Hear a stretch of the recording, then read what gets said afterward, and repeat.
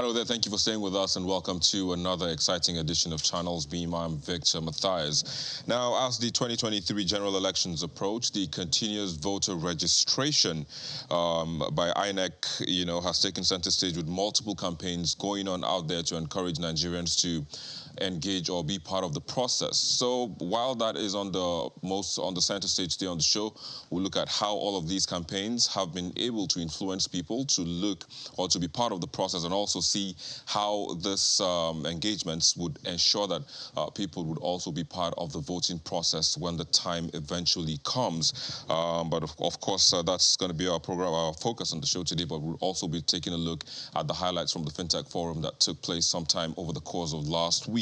But you can also be a part of the conversation from wherever you're watching around the world. You can just tweet at us at Channels Beam, at Channels TV, at Victor_MBIDI, and you can use the hashtag Channels Beam.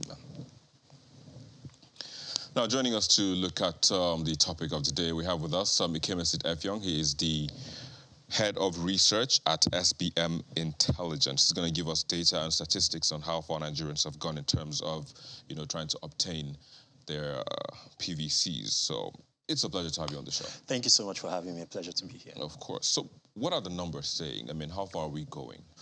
Well, that was what we tried to do with a study which we conducted in mid-July, and basically we wanted to understand how Nigerians have been engaging in the continuous voter registration process. And so we polled a little over 4,000 Nigerians in 8 Nigerian states in every geopolitical zone all across the country.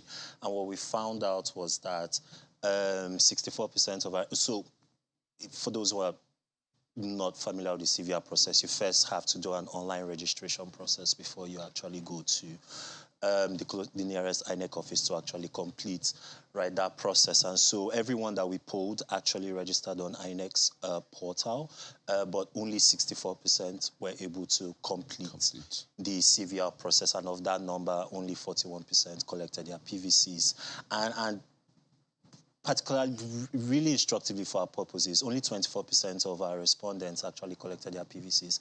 At the first time of asking, as a matter of fact, 20% had to visit the INEC, the collection center, at least 4 times before they were able to get their PVCs. And a little under 30% encountered some fracas or some violence while at it. So there were some really interesting data points in terms of how the CBR process was structured in a way that ensured that it was convenient for Nigerians to be able to lock in the opportunity to exercise their franchise. All right. So, I mean, clearly from what you're saying now is that, doing it the online way was pretty much like the most effective way. Like, people actually did the registration, but it's now the in-person part of the process. So would you be recommending maybe perhaps mailing these cards to people when it's eventually done? Well, I mean... Or maybe having a portal where you can capture and do all of that. Would that make the process a lot more effective? Well, that will certainly help, because it clearly shows that what our data shows is that if that option is available to Nigerians, if it's as convenient and as seamless as possible, then it is easier to drive engagement with the process, and more people would be willing to consider it. I'll just use the anecdotal experience of my wife, for example, that had to ask for time off work for the entire day in order for her to be able to complete the process and then ask for extra time off again when it came to the time of collection before she was able to get it. And so many Nigerians are looking at that, and those are significant stumbling blocks. And we are in the era now where it's possible for you to go to a bank branch and get an instant card, right, for example. And so the technology does exist. And one of the recommendations we actually made in the report is that, these are things that INEC should consider. Historically, the Commission has talked about the institutional deficit that it faces in terms of having the manpower and also the funding challenges it needs to actually carry out the process in a way that it guarantees access to every Nigerian who wants to engage with the process. So certainly digitizing the entire process end-to-end, right, will be a very useful first step, right, in sort of increasing those numbers. Well, let's hope, eventually that, comes to place. But let's look at the engagements. I mean, there were a lot of social media engagements. In fact, there were even concerts where, it was totally driven to get people, to be part of this process. And would you say to some extent this worked? Well, I mean, it certainly did in terms of driving awareness, right? First of the CVR process, and also in terms of. I think what a lot of the engagement campaigns really did was that it also served as an avenue for continuous voter education, right, on how the process worked, what centers to get to, and just making it, an imperative for people who have the opportunity to vote. INEC was looking at registering 100 million Nigerians. I mean, they fell a bit short of that target, but they were looking at potentially 100 million Nigerians voting right next year. That number is now at 99.2 million. The fact that they were able to get something like 12 odd million Nigerians to register over the course of a year, right, does speak to the success of that engagement effort going forward. Now, what a lot of those groups, right, and what a lot of the advocacy focus, and this is something we do highlight in our report, should be focused on, is now on ensuring that INEC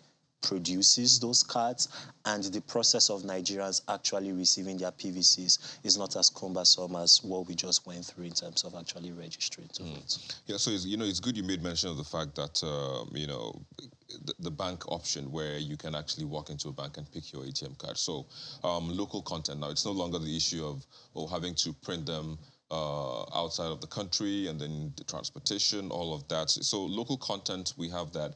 Local content production is pretty much on the high, and that is actually going to work in our favor.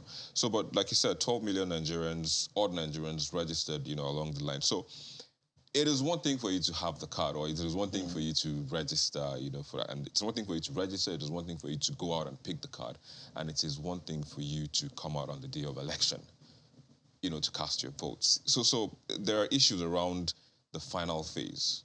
So, for instance, now it took your wife, like you said, a day off work to go get the card. I mean, I can imagine all of the stress.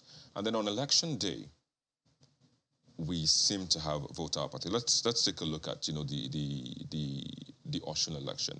If you look at the numbers that were gotten in 2018 during that election, if you see, we had everything the total candidates had, 3 leading candidates, was 638,577. You have newly registered 708,771. But if you look at this election where you had only 2 candidates, 2 candidates, or 2 leading candidates, I beg your pardon, everything was 778,398. So the difference between what we had in 2018, where you had 3 leading candidates, and this time around 2022, where you had 2 leading candidates, was 139,821. Don't forget that we had 708,771 new. Yeah. So this last part, I mean, this figure is staggering for me. I think it wasn't really a game changer, from the previous process to now. What can we do to increase engagement, one, and then to ensure that people also come out on the day of election? Not just, because owning the PVC is just one part of the pie. What can be done to ensure people actually come out on the day of election?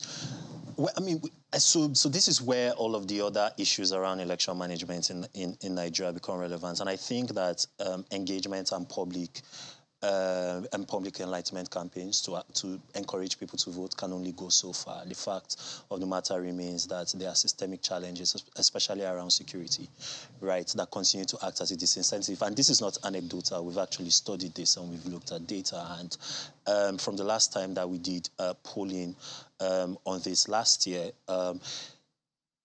something like more than half of Nigerians cited security as the main reason why they do not go out to vote. And whether we like it or not, we can't fudge the numbers. Year on year, election exercises in this country have increasingly become violent, especially when you look at the national election cycles.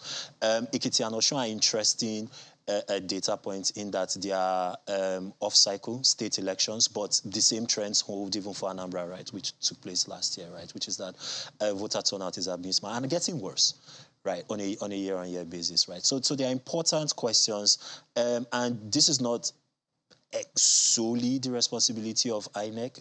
There's certainly a conversation to be had, right, around overall security management. So if the current security state of the country is what it is, then elections which are in effect, exercises that have a heightened sense of, passion and democratic competition attached to it could certainly exacerbate those things. And Nigerians have simply been voting with their feet because it's increasingly become very violent to cast your vote in this country. So dealing with that sole issue would go a long way towards increasing the comfort level of voters, right? I believe there's also something to be said, right, especially in off-cycle elections, right, and elections like local government, council elections, right, about the interest levels of the electorates. And this is where, to the premise of your question, right, public enlightenment and those advocacy efforts can actually come into play. The fact of the matter remains that most Nigerian voters just prioritize the national contest, right, for the presidency, for the National Assembly, and also for the state governorships, right, to a lesser extent, right? But some of these off-cycle elections can actually serve as a useful barometer for INEC, for the security agencies, and in the end for voters, right, to try out new systems and new processes for voting. The entire concept of the TVC and the PVC actually started, in off-cycle election races before it was scaled, right, to the national level, right? So there's something to be said about remaining engaged at the local and at the council level, and just continuing to educate Nigerians on the importance of taking every voting exercise seriously. Yeah. So let's look at the demographics. Let's look at the demographics. Women, men, the young people. Because there's always this conversation around the young people having the numbers. And they can do and undo. They can change the government. They can vote in who they want to do. But what are the numbers saying? What are the number of young people that actually come up for these processes? Especially in terms of registering or taking part in the CVR. Well, if you look at INEC's numbers, for example, right, of the 12 million people who were first-time registrants, right, in this exercise, 8+ million were young people, right? So that's a very significant voting bloc. And all of the major political parties and all of the major political campaigns, right, recognize that. But what's also critical to note is that young demographic is also the most likely to be tuned out of the process if it is unduly cumbersome, right? So going back to our reports, we actually found out that the drop-off rate for likely voters younger than 30 was more than twice that of those who started out the process, right, online, who were above 30. And so that's very instructive in that if policymakers, right, and as well as civil rights groups and campaigners want to get young people engaged, one of the key selling points that they have to recognize is that making the process easier is likely to actually drive engagement. So it's not that young people are not inherently predisposed towards politics and and being engaged in Nigerian democracy. It's just that for many people they just find it a cumbersome and a really inconvenient experience to navigate. So solving that problem would also have the added advantage of helping to drive youth advocacy. In terms of the gender demographics... So just hold it for a bit there before you go into the gender. We need to take a quick break, and we'll be back in a moment to take a look at more of the data, on this in a moment. Please stay with us.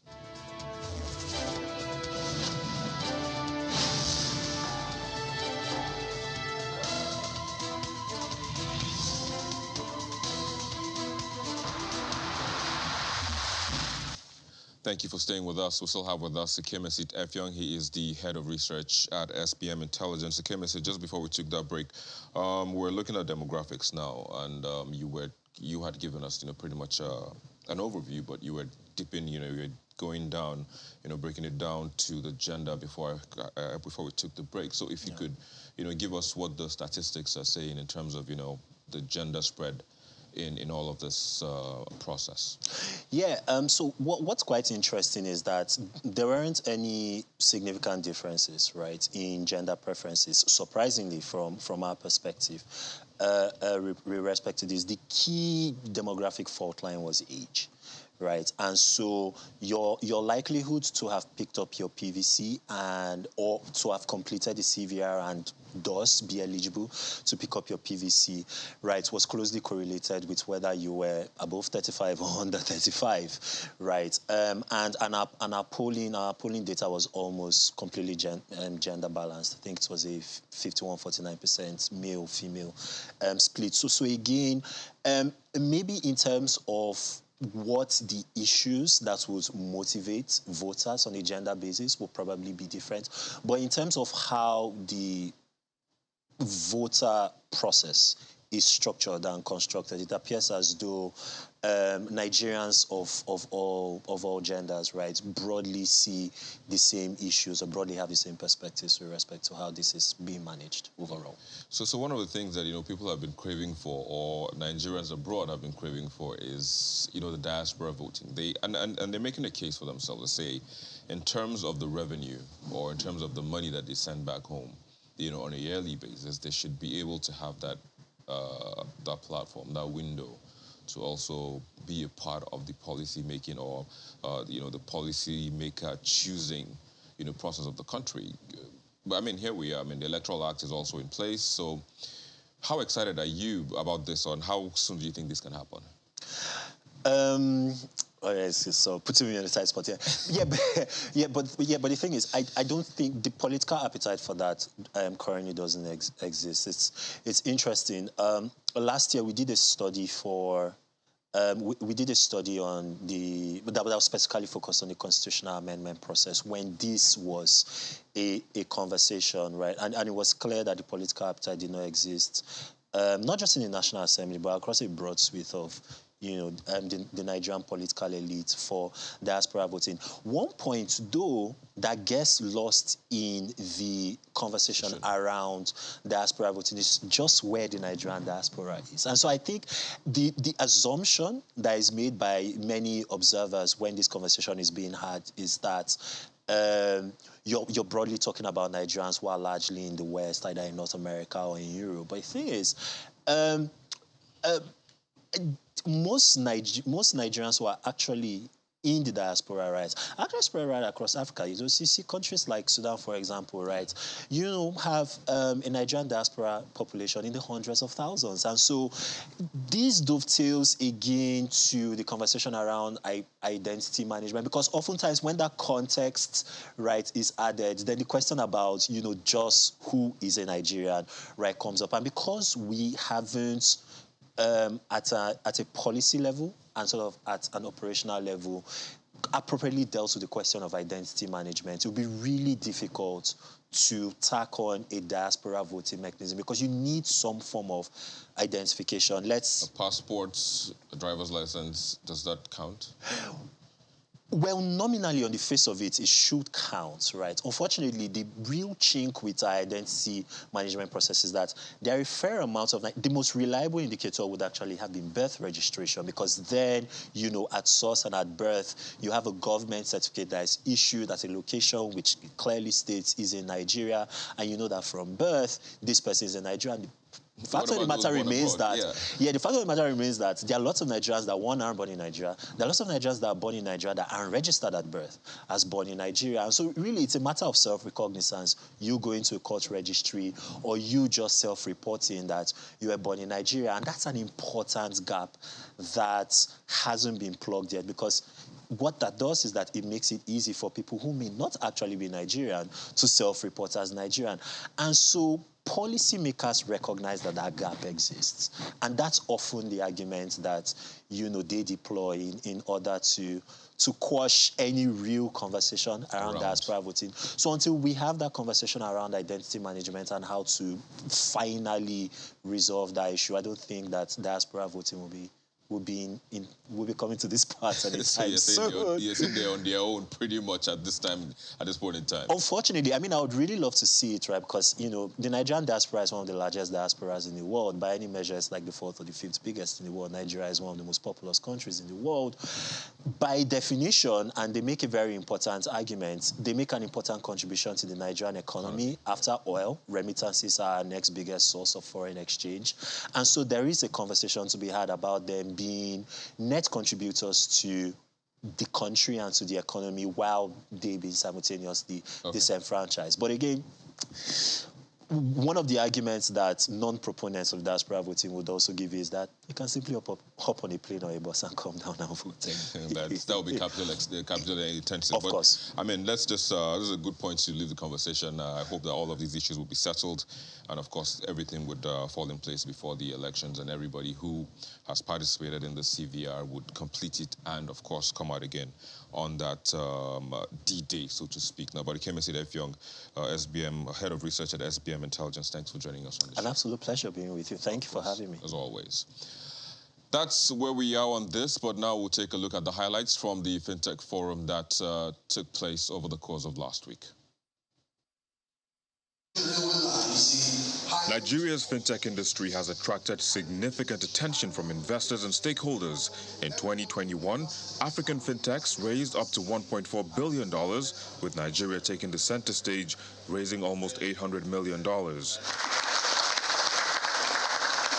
At the intersection of these developments, experts believe there is a need for constant engagement to ensure the growth momentum is sustained in order to accelerate the growth of the ecosystem. We believe it is important for us to create platforms like this that provide an opportunity to foster partnership across banks, telcos, and of course fintech companies. So at the end of the day, we are looking at driving conversations that will define the future of Nigeria's fintech ecosystem and equally stimulate the drive for financial inclusion across Africa. The ecosystem is growing. There is need for conversations that are targeted at accelerating the growth of the ecosystem.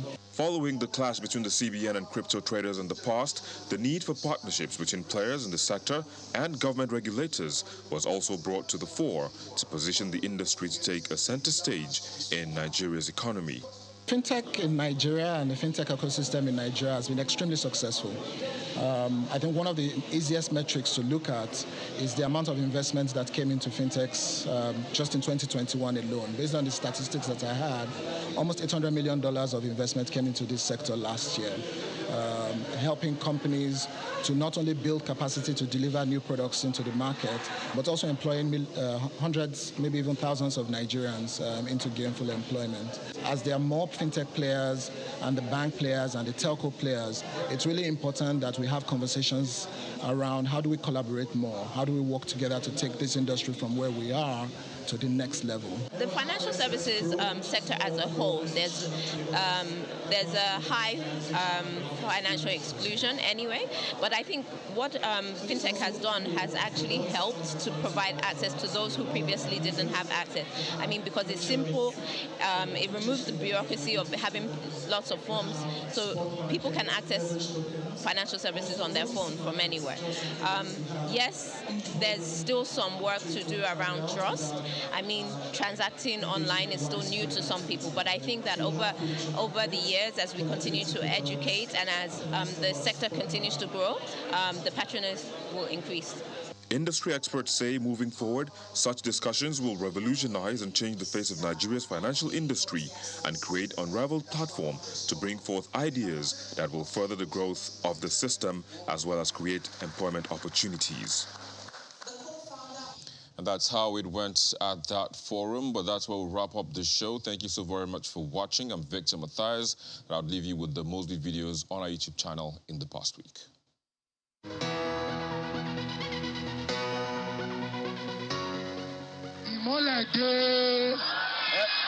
Davido's performance at his uncle's governorship campaign rally keeps tickling the fancy of Nigerians as it kicks off this week's most viewed videos in fifth place.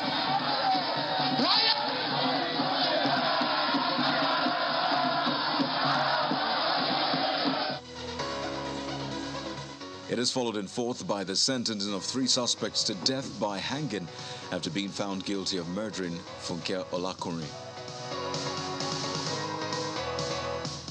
This victory, I dedicate it to him.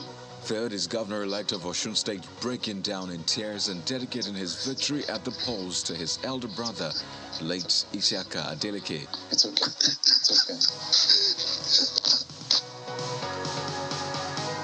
And in second is the River State Governor Nyesom Wike replying presidential candidate of the PDP Atiku Abubakar over events that transpired after the party's presidential primaries.